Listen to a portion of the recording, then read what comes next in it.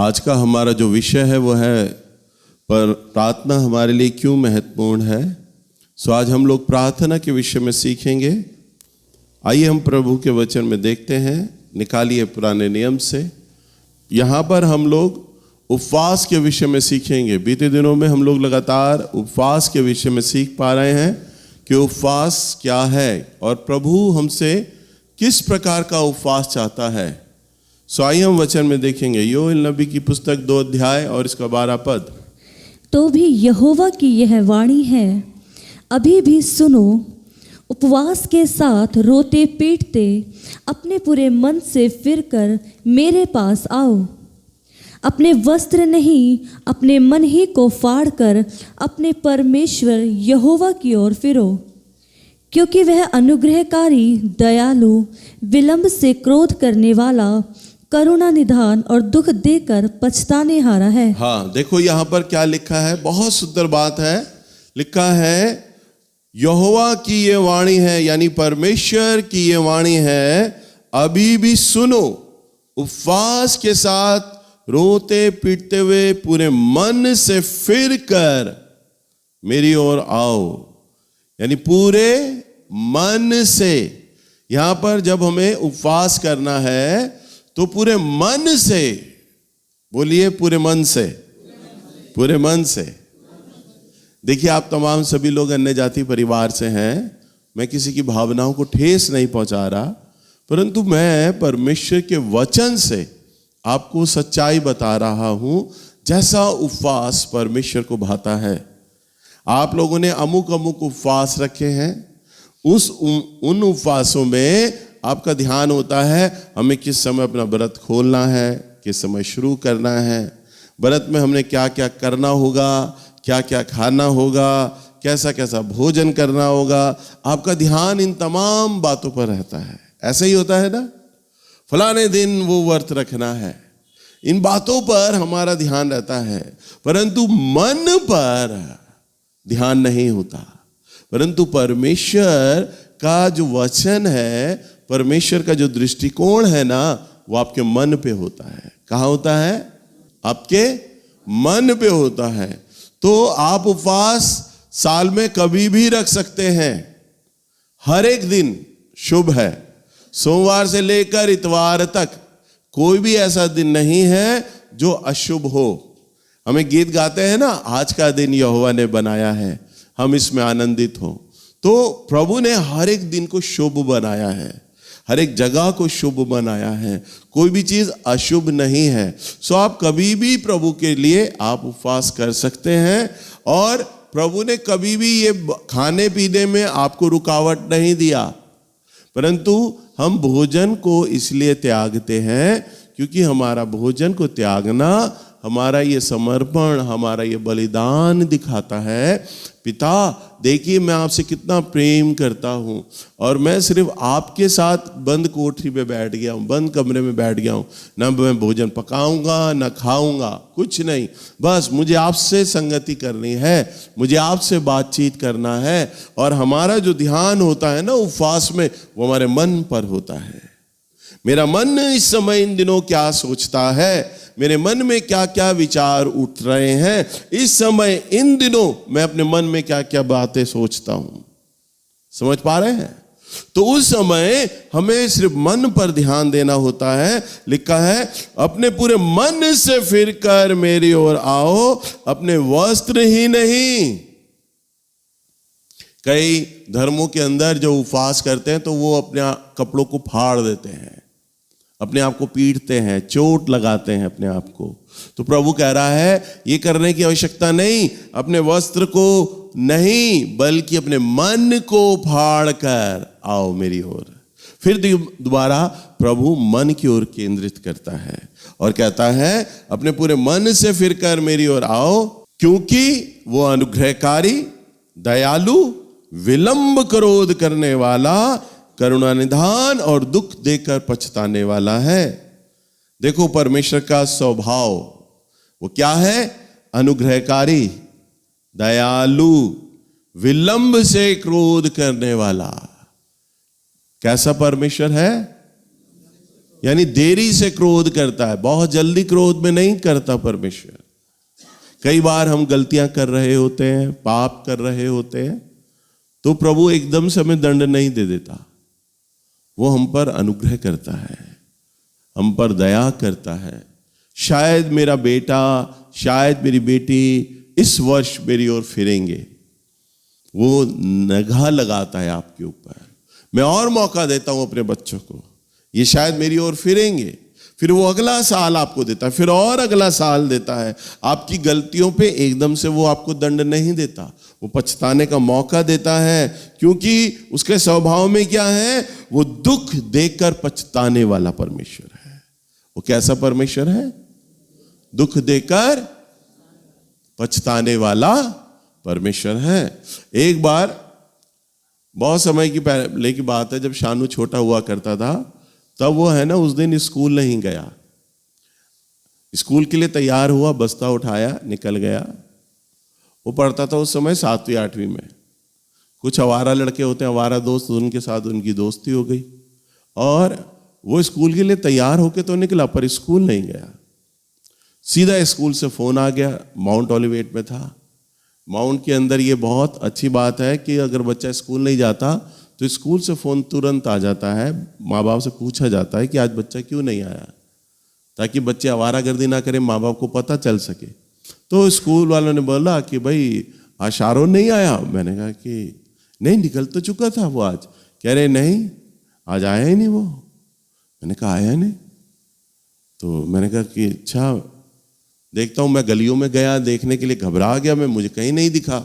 फिर मैंने वेट किया, मैंने कहा आवारागर्दी करने निकल गया है। अब वो आए जी 1 बजे टहलते हुए, बस्ता लेके, बिल्कुल ऐसे जैसे स्कूल की पढ़ाई खत्म कर दी हो, आया। मैंने कहा आज क्या क्या पढ़ाया टीचर ने? कह रहा पापा आज ये पढ़ाया, आज ये पढ़ाया, आज ये पढ़ाया। मैंने कहा और क्या क्या हुआ था स्कूल में? आज ये हुआ, आज ये हुआ, आज ये हुआ। मैंने कहा तेरी छुट्टी कब हुई थी? कह रहा पापा थोड़ी देर से छुट्टी हुई थी ना, इसलिए हमें टाइम लग गया। मैंने कहा बस्ता उतार। बस्ता उतारा। मैंने कहा ड्रेस चेंज कर ले। ड्रेस चेंज उसने करी। अभी वो बनियान और अंडरवियर में ही था, तब मैंने थपड़ाना शुरू करा उसे, मैंने पीटना शुरू करा। गुस्से में आ गया था मैं बुरी तरह। गाल, कंधा, ये सारी चीज़ों को मैंने थप्पड़ों से मारा उसे, और बहुत मारा उसे। मैंने कहा खबरदार तू आज से स्कूल से बाहर भागा, तेरे स्कूल से फ़ोन आया था, झूठ बोल रहा है तू। बहुत मारा। और जब उसे मारा पीटा तो उसके अंदर आदत है, जब वो उसे मैं आज भी अगर डांट दूं ना तो तुरंत जाके सो जाता है वो। तो वो जाके सो गया, वो सो गया। अब जब मैं आया उसके पास तो मैंने नील देखे, मैंने उसके कंधों पे से, मैंने जब थप्पड़ मारे ना, मेरे थप्पड़ इतनी जोर की लगे कि आप यकीन नहीं करोगे, उसकी वहां पे खाल सी उतर गई, जैसे कोई कोड़ा मारा हो। तो इस तरह से खाले सी उतर गई, नील पड़ गए उसको बुरी तरह, गाल पूरा लाल हो रहा। तब मैंने देखा उसको, उसके शरीर को देखा, और मैं बैठकर रोने लग गया। मुझे दुख हुआ, मुझे ऐसे नहीं मारना चाहिए था। बच्चा है, बहक जाता है, बच्चों ने बोला होगा चलो आज घूमने चलते हैं, आज क्लास अटेंड नहीं करेंगे। मुझे इतना गुस्सा नहीं करना था, मुझे ऐसे नहीं मारना था। क्यों? क्योंकि मैं बाप हूं। समझ पा रहे हैं ना? थोड़ी देर के लिए गुस्सा बहुत तेज आ गया था, मैंने उसे बुरी तरह मारा, पर मुझे अपने ही गुस्से पे मुझे दुख हुआ। मुझे ऐसे नहीं मारना चाहिए था। सोचो, जब मैं बुरा होकर, पापी होकर, कठोर होकर अपनी औलाद को दुख देता हूं और पछताता हूं, सोचो, परमेश्वर इतना महान अनुग्रहकारी, विलंब से क्रोध करने वाला और दयालु परमेश्वर, वो हम पर दुख डालकर पछताता है। हालेलुया। क्या लिखा है प्रभु के वचन में? दुख देकर। बताओ, प्रभु के लिए इतनी अच्छी बात बताना, कोई भी मेरे परमेश्वर के लिए ताली नहीं बजा रहा है? इतना प्यारा परमेश्वर है। हम पे पहली बात तो दुख डालते नहीं परमेश्वर, और अगर दुख डाल भी दे तो वचन में लिखा है वो पछताते हैं। हालेलुया। वो क्या करते हैं? पछताते हैं। एक बहुत ही सुंदर हम घटना को देखेंगे पुराने नियम में से, योना नबी की पुस्तक, इसका 3 अध्याय और इसका 4 पद। यहां पर हम एक घटना को देखते हैं, फिर हम वचन में देखेंगे। सुनो सब लोग ध्यान से। योना एक नबी था और परमेश्वर योना को बोलता है कि जा और जाकर मेरे वचन का है ना निनवे शहर में जाके प्रचार कर, क्योंकि निनवे लोगों ने पाप किया है, बहुत अधर्म किया है। मैं निनवे को बर्बाद कर दूंगा, 40 दिन में नाश कर दूंगा, तो जाके वहां प्रचार कर मेरे बारे में। तो योना ने क्या किया? बड़ी सुंदर गवाही है योना की। योना ने क्या किया? मैं नहीं जाऊंगा वहां पे, निनवे में जाऊंगा ही नहीं, मैंने प्रचार ही नहीं करना।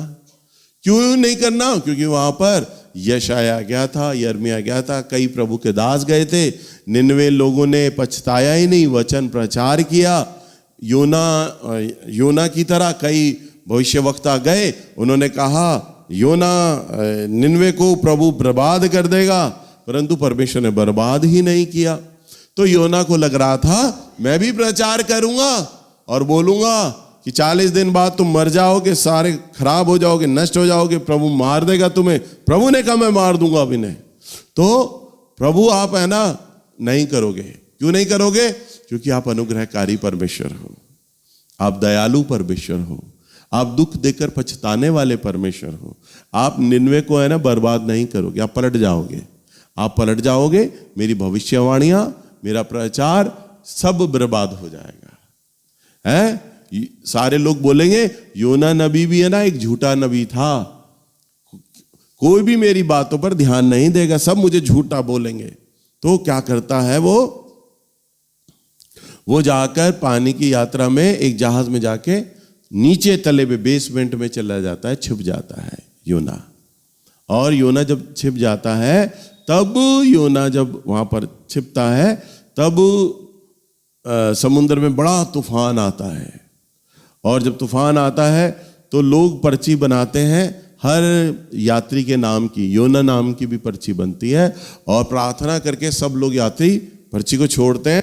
तो योना नबी के नाम पे वो पर्ची निकलती है कि भाई जो तूफान है ना समुद्र में, ये योना की वजह से आ रहा है। और योना को ढूंढा जाता है जहाज में, तो जहाज के तले में जाके कोने में जाके छुप कर सो रहा होता है। सारी भीड़ जाती है, योना को वहां से पकड़ते हैं और समुद्र में फेंक देते हैं। हम समुद्र में फेंक देंगे, परमेश्वर के हवाले कर देते हैं, हम सब बच जाएंगे। और वो योना को फेंकते हैं। उधर परमेश्वर ने एक बड़ी वेल मछली को आज्ञा दे रखी थी, वेल मछली मुंह खोले खड़ी हुई थी वहां पर। और योना को जैसे ही लोग फेंकते हैं ना, योना गड़प से मछली के पेट में। अब तूफान आना बंद हो जाता है, थम जाता है। अब योना किस में है? वेल मछली के पेट में। अब मछली समुद्र में इधर उधर घूम रही है, परंतु परमेश्वर ने ऐसा अनुग्रह किया, वेल मछली को आज्ञा दिया, उसके अंदर वो है ना जो योना था वो पचा नहीं, गला नहीं। वेल मछली के पेट में है, वहां गंध है, सड़ान है, अंधेरा है, कुछ उसे नहीं दिख रहा, और लेटा हुआ है, कभी यूं पलटियां मारे, कभी यूं पलटियां मारे, क्योंकि मछली तो यूं करके घूमती है समुद्र में बड़ी तेज रफ्तार से। तब योना नबी ने मछली के पेट में है ना 3 दिन और 3 रात वहां रहा और पछताने लगा, प्रभु के आगे रोया, प्रभु एक बार बस मुझे मछली के पेट से निकाल, एक बार। मैं सच कह रहा हूं, मैं निनवे जरूर जाऊंगा। मैं कहां जाऊंगा? निनवे जरूर जाऊंगा। वो रोने लग गया, 3 रात 3 दिन तक रोता रहा, प्रभु एक बार बस मुझे मौका दे दे, एक बार बस मुझे मौका दे दे। और मछली गई और किनारे गई और उसे उगल दिया। उसे क्या किया? उगल दिया। उसने मछली का सारा गंध समुद्र के पानी से पोंछा, धोया और बाहर आया। और बाहर वहां लोग चल फिर रहे थे, उनसे आकर उसने पूछा ये कौन सा देश है, कौन सा शहर है? लोगों ने बोला निनवे है ये। हालेलुया। कौन सा है? तो परमेश्वर निनवे में उसे ले आया। तो प्रभु की इच्छा जब किसी व्यक्ति के संग जुड़ी होती है ना, तो चाहे वो कुछ भी करे, प्रभु है ना अपनी आज्ञा, अपनी इच्छा उस व्यक्ति से मनवाता है। वो उसे मछली के पेट में डालता है, समस्याओं में डालता है। प्रभु ऐसा करता है। तब क्या हुआ कि योना जो था निनवे में आया, और निनवे में आके अब उसने कहा प्रचार के अलावा तो मेरे पास बचा नहीं तो प्रभु मुझे फिर एक बड़ी समस्या में डाल देगा। तब वो क्या करता है? निनवे में प्रचार करता है। एक दिन प्रचार करता है, कहता है देखो मैं योना नबी हूं और प्रभु ने मुझे यहाँ पर लाया है। प्रभु कह रहा है यहाँ पर बर्बाद कर देगा, निनवे को नाश कर देगा। और लोग उसका वचन सुन रहे हैं और सुनकर फिर अपने काम धंधे में लग रहे हैं।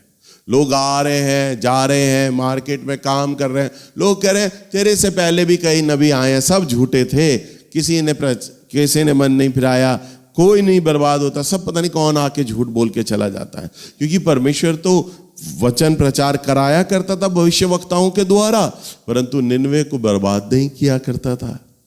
तब योना कहता आज 1 दिन हो गया है मैंने प्रचार किया, अब 39 दिन बचे हैं, बस अब तुम मरोगे। और 39वें दिन फिर आकर खड़ा होता, फिर प्रचार करता दूसरे दिन और कहता आज 2 दिन समाप्त हो गए मेरे प्रचार के, बस अब 38 दिन रह गए, मरोगे तुम। योना को इसलिए विश्वास हो गया अब तो प्रभु मुझे मछली के पेट में लेकर आया है यहाँ पर। अब तो प्रभु ने ठान ही लिया है कि मैं निनवे को क्या करूंगा, बर्बाद कर दूंगा। 2 दिन हुए, 3 दिन हुए, 4 दिन हुए, 5 दिन हुए, करते करते 10 दिन हो गए। निनवे ने कहा अब 10 दिन हो गए बस मेरे प्रचार के, अब तुम सब मरने वाले हो। 30 दिन रह गए, बस अब 30 दिन रह गए हैं। और करते करते वो प्रचार करता गया। और जैसे जैसे 10 दिन के बाद प्रचार होता रहा ना, लोग अब आ रहे जा रहे, अब उसका प्रचार सुनने लग गए। 2-4 लोग वचन सुनते, प्रचार सुनते थोड़ी देर, फिर चले जाते, फिर कोई आते, फिर चले जाते। धीरे धीरे ये प्रचार उसका पूरे शहर में फैलता चला गया। राजा के कानों तक ये बात पहुंच गई कि योना आया है और वो ऐसे ऐसे प्रचार कर रहा है, हमारा जो देश है ना वो बर्बाद कर देगा परमेश्वर। पूरा समय खराब हो गया है, प्रभु ने डेड एंड दे दिया है। योना के आते वक्त 40 दिन बाद अब निनवे बर्बाद हो जाएगा। फिर 20 दिन आए, फिर 30 दिन खत्म हो गए, अब 10 दिन शेष रह गए। योना कहता है 10 दिन, बस 10 दिन रह गए हैं, अब तुम 10 दिन में सब बर्बाद हो जाओगे। और क्या हुआ जब योना प्रचार करने लगा, इसके हम योना नबी की पुस्तक 3 अध्याय और इसके 4 पद में हम देखते हैं। योना ने नगर में प्रवेश करके 1 दिन की यात्रा पूरी की और वह प्रचार करता गया, अब से 40 दिन के बीतने पर निनवे उलट दिया जाएगा। तब निनवे के मनुष्यों ने परमेश्वर के वचन की प्रतीति की और उपवास का प्रचार किया गया, और बड़े से लेकर छोटे तक सबों ने टाट ओढ़ा। तब यह समाचार निनवे के राजा के कान में पहुंचा, और उसने सिंहासन पर से उठ अपने राजकीय वस्त्र उतार कर टाट ओढ़ लिया और राख पर बैठ गया। राजा ने प्रधानों से सम्मति लेकर निनवे में इस आज्ञा का ढिंढोरा पिटवाया, क्या मनुष्य, क्या गाय बैल, क्या भेड़ बकरी, क्या अन्य पशु कोई भी कुछ ना खाए। वे ना खाएं और ना पिए, मनुष्य और पशु दोनों टाट ओढ़े, और वे परमेश्वर की दोहाई चिल्ला चिल्ला कर दें और अपने कुमार्ग से फिरे और उस उपद्रव से जो वे करते हैं पश्चाताप करें। संभव है परमेश्वर दया करे और अपनी इच्छा बदल दे और उसका भड़का हुआ कोप शांत हो जाए और हम नष्ट होने से बच जाएं। जब परमेश्वर ने उनके कामों को देखा कि वे कुमार्ग से फिर रहे हैं, तब परमेश्वर ने अपनी इच्छा बदल दी और उनकी जो हानि करने को ठानी थी उसको ना किया। बस हालेलुया। यहाँ पर हम देखते हैं राजा और पूरे लोगों ने, यहाँ तक कि जानवरों को भी खाना छुड़वा दिया, और लिखा है सबने टाट ओढ़ा, राख पर बैठ गए, रोते रहे अपने मन में, और प्रभु के आगे अपने हर एक अपराध को उन्होंने किया और कहा प्रभु हमने जो जो अपराध किए हैं उन्हें गिनना आरंभ किया, पछताए, रोए, प्रभु अब नहीं करेंगे अब कभी भी ये अपराध, कभी भी ये पाप, बस अब की बार आप हमें क्षमा कर दो।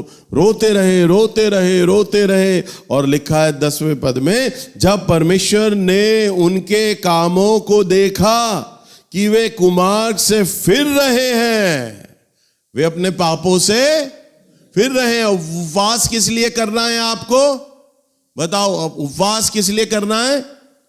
अपने पापों से फिरने के लिए। हालेलुया। इसलिए नहीं उपवास करना, जी आज हम काला कपड़ा पहनेंगे, नहीं हम सफेद कपड़ा पहनेंगे, ये उपवास नहीं। उपवास इसलिए करना है, हमें अपना मन को देखना है, हमारे मन में क्या क्या पाप भरा है, और जो जो पाप हम कर रहे हैं, जो जो गलतियां कर रहे हैं, हमें वो फिरना है। हालेलुया। प्रभु का वचन कहता है मसीह युग ना युग एक सा है। परमेश्वर का जो स्वभाव बिल्कुल एक सा है। जैसा वो पुराने नियम में सोचा करता था ना, पूरे नगर को नाश कर रहा था, किस कारण से? सिर्फ पाप के कारण से। तो अब क्या वो नाश नहीं करेगा? क्या अब वो आपसे बदला नहीं लेगा? क्या वो आपको अपने स्वर्ग में ले लेगा? ना, वो तो पाप रहित मन को, जो पाप रहित जीवन है, उस ऐसे जीवन को वो स्वर्ग में लेगा। हालेलुया। देखो, प्रभु जानता है कि सबने पाप किया है, सबने पाप किया है। ऐसा धरती पे कोई भी मनुष्य नहीं जिसने गलतियां ना की हो, पाप ना किए हो। सब पापी मनुष्य हैं। आप ये नहीं सोच सकते नहीं हमने कोई क्राइम नहीं किया, तिहाड़ जेल में जो कैदी बंद है ना, उन्होंने ही पाप किया, हमने तो कुछ नहीं किया। नहीं, आप सब जितने लोग हो, आप सब पापी हो, मैं भी, सब लोग। परंतु जब हम परमेश्वर की ओर फिरते हैं, जब हम अपने पाप से फिरते हैं, अपने कुमार्ग से फिरते हैं और उन पाप को करना छोड़ देते हैं, क्या करते हैं? छोड़ देते हैं। प्रभु का वचन में लिखा है, जो हल पर हाथ रखकर पीछे मुड़कर देखे, वो मेरे राज्य के योग्य नहीं। हालेलुया। एक किसान क्या करता है? जब हल पर हाथ रखता है, तब बैल उस हल को आगे लिए चलता है, और किसान क्या करता है? हल को धक्का देता है और वो आगे आगे बढ़ता चला जाता है, पीछे नहीं मुड़ता, वो आगे आगे बढ़ता है, तभी वो अपने खेत को जोतता है। यहां पर प्रभु ऐसे ही उपमा देता है कि बस जब अब तुमने आगे बढ़ रहे हो ना, तो बस अब आगे बढ़ते चले जाओ, पीछे अपने पुराने स्वभाव में मत जाओ, पीछे अपने कुमार्ग में मत जाओ, पीछे जो पाप किए हैं उनमें मत जाओ, जो पाप कर रहे थे वो छोड़ते चले जाओ। उपवास में बैठो, पाप करना छोड़ो, पछताओ। प्रभु हम ये उपवास इसलिए कर रहे हैं ताकि हम इस पाप को छोड़ सकें। इस पाप को, जो भी तुम्हारे मन में, जो भी तुम्हारे विवेक में तुम्हें गलतियां लगती हैं ना, मैंने ये गलती की है, ये गलती की है, उस गलती के लिए प्रभु से क्षमा मांगना शुरू करो। समझ पा रहे हैं आप लोग? आपका मन जहां जहां आपको दोषी ठहराता है, आपको मालूम है, सब लोगों को मालूम है मैं कहां पर गलत हूं, तो जहां आपको अपनी गलतियां पता है ना, वहां पर उन गलतियों के विषय में प्रभु से क्षमा मांगिए। और अगर आपको जो गलती समझ नहीं भी आती ना जब, तो प्रभु के आगे बैठिए, प्रभु मैं कहां पर गलत चल रहा हूं, आप मुझे बताइए। तब परमेश्वर आपको आपकी उन गलतियों को दिखाने लग जाएंगे। तुम्हारी ये गलतियां हैं, तुम यहाँ पर ये अपराध कर रहे हो, ऐसा विचार करते हो, ऐसा करते हो। तो जो जो प्रभु का आत्मा तुम्हारे मन, तुम्हारे विचारों में आके बोलेंगे ना, वो चीजें करना छोड़ दो। हालेलुया। तब लिखा है, तब परमेश्वर भी, जैसे प्रभु ने निनवे के शहर में देखा ना, तब परमेश्वर आपको भी देखेगा और कहेगा ये अपने कामों से फिर रहे हैं, अपने कुमार्ग से फिर रहे हैं। तब परमेश्वर ने अपनी इच्छा बदल दी। लिखा है यहाँ पे, क्या लिखा है? तब परमेश्वर ने अपनी इच्छा बदल दी और उनकी जो हानि करने को ठाना था ना किया। हालेलुया।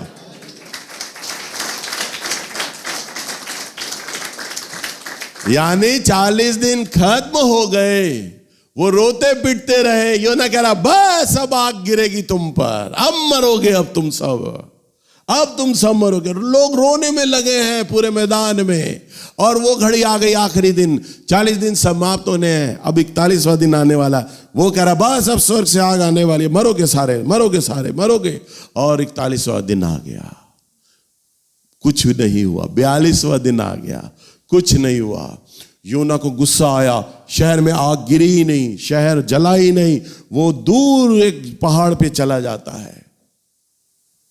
और वह नाराज हो जाता है प्रभु से। प्रभु मैं इसीलिए निनवे नहीं आ रहा था। जैसे सारे नबी आए, उन्होंने प्रचार किया और निनवे बर्बाद नहीं हुआ ना, मैं एक एक दिन इन्हें गिना रहा था, ये बर्बाद नहीं हुए। आपने क्यों मुझे पानी के जहाज पे ले गए, क्यों मुझे मछली के पेट में डाला था, क्यों मुझे 3 दिन उसमें तड़पाया, बिना बात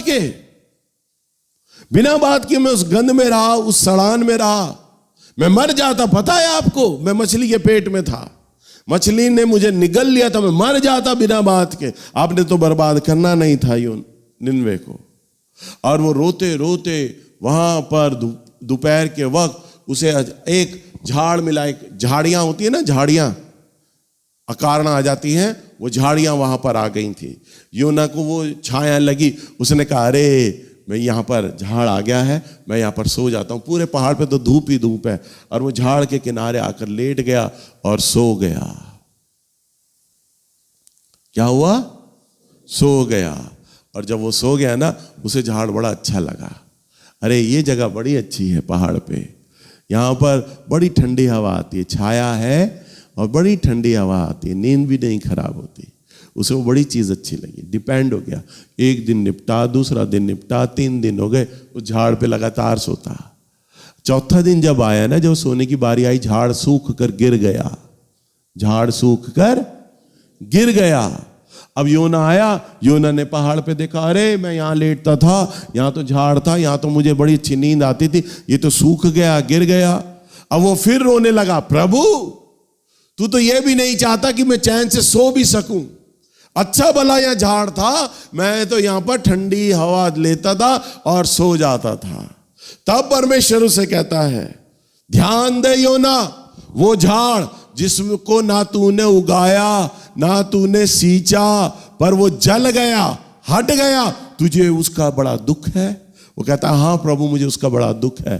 कहता है ऐसे ही ये निनवे, लाखों लोग थे यहां पर, लाखों औरतें, लाखों दूध पीते बच्चे, अगर ये उजड़ जाते, क्योंकि इन्हें तो मैंने बनाया था। तो मुझे सोच कितना दुख था, तुझे तो एक झाड़ का दुख है केवल, मुझे पूरे शहर का दुख है यहां पर। तब निनवे को बात समझ आती है, कहता हाँ प्रभु मुझे तो सिर्फ एक मामूली झाड़ का दुख था, और मैं आपके दुख को समझ नहीं पा रहा था कि आप क्यों निनवे को अब तक बर्बाद नहीं कर रहे थे। क्योंकि आपने इन्हें पाला है, आपने इन्हें पोसा है, आपने इन्हें पैदा किया है। हालेलुया। ऐसा है हमारा परमेश्वर।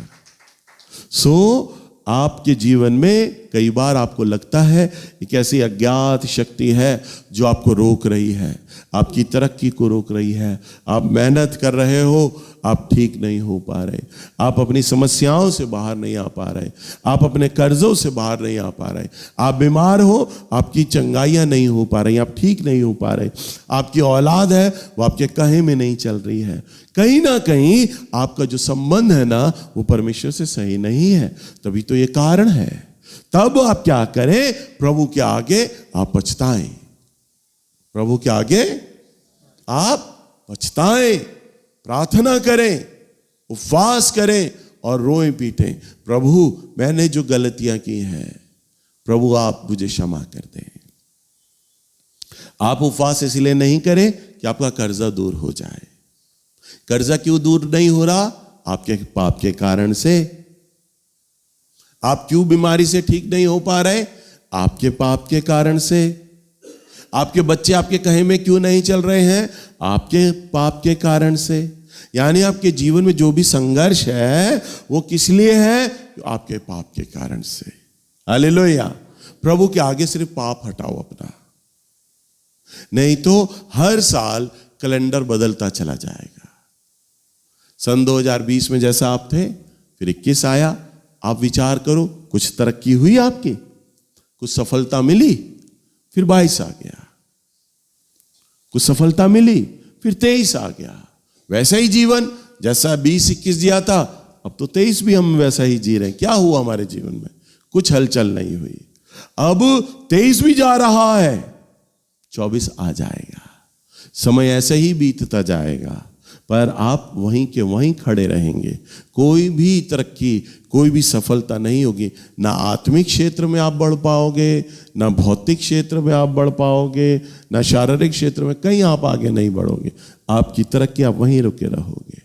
क्यों? क्योंकि प्रभु की दृष्टि में है ना भी पाप बना है आपका।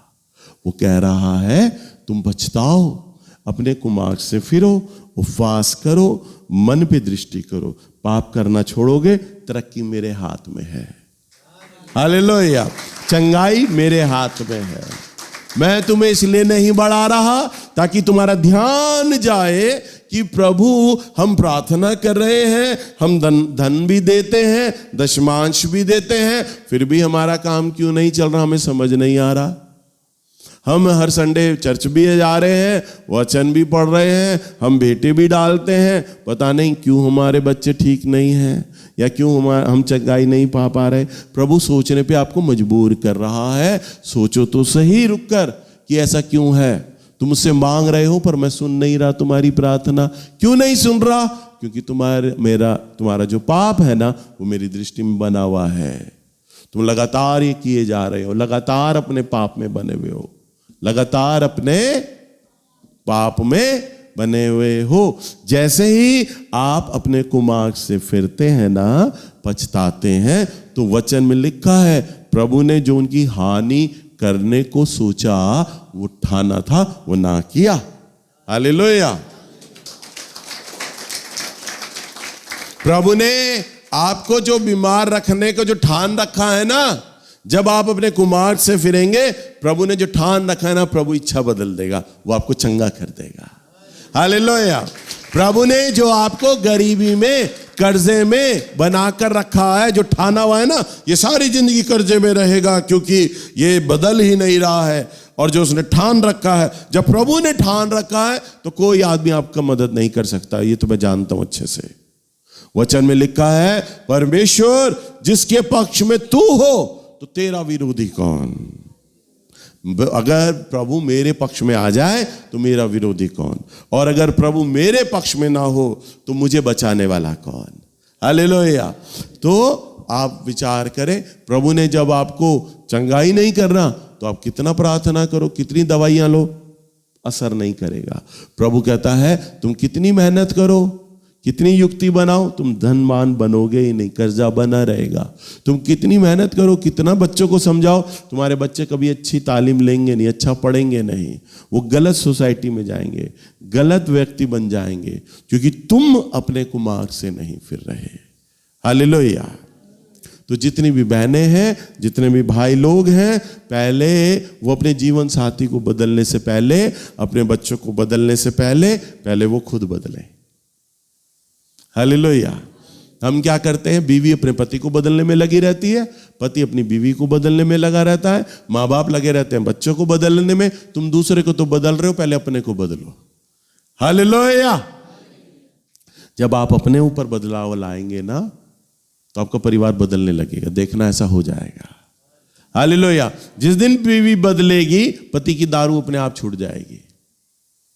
जिस दिन बीवी बदलेगी, पति जो बाहर औरतों को देखता है, जो औरतें कर रखी हैं, वो अपने आप छोड़ देगा। हालेलुया। बीवी बदल नहीं रही, तभी तो पति भी नहीं बदल रहा। पति नहीं बदल रहा तो बीवी नहीं बदल रही। माँ बाप नहीं बदल रहे तो बच्चे नहीं बदल रहे हैं। हालेलुया। जब आप पछताएंगे, तब परमेश्वर आप पर अनुग्रह करेगा और आपके जीवन पर हर एक चीज का बदलाव लाएगा, हर एक चीज का बदलाव लाएगा। और अगर आप नहीं करते हैं तो जैसे आपने बीते वर्ष अपने जीवन में देखे हैं ना, आने वाले वर्ष भी ऐसे ही आपके साथ होने जा रहे हैं।